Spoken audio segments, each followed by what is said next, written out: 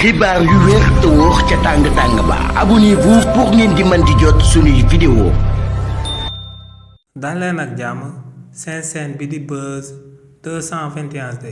premier ministre bi di Ousmane Sonko tey ginnaaw ba mu jàkkaarloog député opposition bi di tontu seeni laaj jëmale ko ci question d'actualité yëkkati na ay leeral daal di koy jëmale ci deewu kii di Abdoulaye Ba di akub étudiant en deuxième année ci fac médecine ci biir université Cheikh Anta Diop bu Dakar. si li ni mel premier ministre bii di Ousmane Sonko ne avant muy daal di am jàppante yu tar yooyee di daan am ci biir université Cheikh Anta Diop bu Dakar te loolee daal di sabab kii di Abdoulaye Ba daal di génn àdduna ne dañoo jotoon ay information yu leen di daal di xamal que ne am na ñenn ci étudiants yi nga xam ne dañoo namoon a daal di taal kudd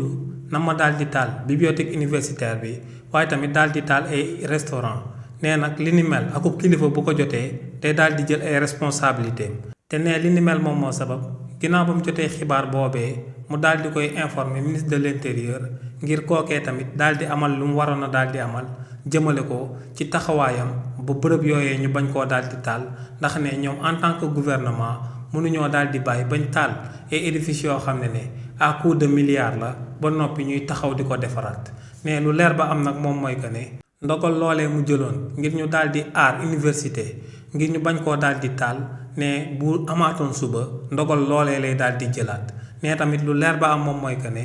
am na ñuy wax que ne ñoom dañoo amal franchise universitaire waaye ne li ni mel amul ndax ne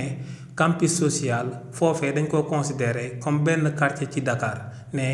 campus pédagogique foofee lañuy daal di bañ ak policier daal di fay dugg donc ne bu jotaatoon xibaar bi nga xam ne moom la jotaatoon ne ndogal li nga xam ne moom la joxe woon moom lay daal di joxewaat ne tamit dee bi nga xam ne moom moo dal ci jëmm kii di Abdoulaye Ba kenn du nekk sénégalais li ni mel di la daal di neex ne Abdoulaye Ba ci njabootam la daal di bokk te ne tamit lu leer ba am moom mooy que ne képp ku daal di laale wala nga daal di taqe ci deem bi ibbi nañ ay enquête te ne lu leer ba am moom mooy que ne impunité du am ci dossier bi waaye tamit ne lu leer ba am tamit moom mooy que ne du nangu benn étudiant di revendiquer loo xam ne lu légalul la ngir mu bëgg ay voix bëgg ko votel mu sabab mu daal di lay bàyyi si li nga daal di nekk ne lu leer ba am moom mooy que ne revendication boobee étudiants yi di daal di amal teguñ ko ci dëgg teguñ ko ci yoon te ne tamit ñoom gouvernement bi mosu ñoo daal di tëj ay voix de négociation ñoom ak étudiants yi waaye ne ñooñee seen wàllu bopp ñoom ñoo demoon ba benn instant di doon forcer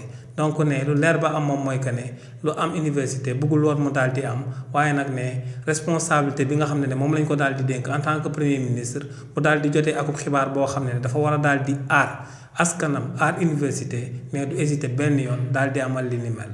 xibaar yu wér te wóor ca tàng ba abonnez-vous pour ngeen di mën di jot suñuy vidéo.